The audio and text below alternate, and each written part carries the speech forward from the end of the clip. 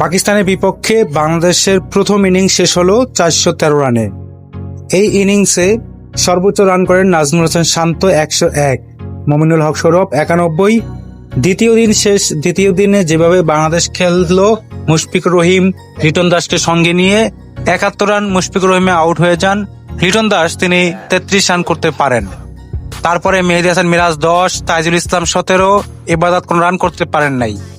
এরপরে ক্রিজে আসেন তাসকিন আহমেদ, 19 বল থেকে 28 রান করে দলকে 400 রানের পর্যায়ে নিয়ে যান।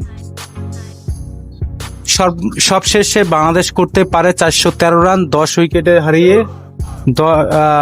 সবচেয়ে ভালো বোলিং করেন শাহিন শাহ আফ্রিদি, মোহাম্মদ আব্বাস, হাসান আলী, নোমান আলী।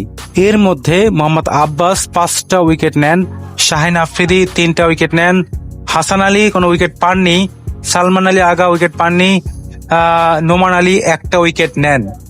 বাংলাদেশ খুব দারুণভাবে বোলিংয়ে ফিরছে। এখনো পর্যন্ত 413 রানে বাংলাদেশের ইনিংস শেষ করে এবং বাংলাদেশ আজকের দিন দ্বিতীয় দিন শেষে বাংলাদেশ কত রান করতে পারে সেটা দেখার সময় এসেছে।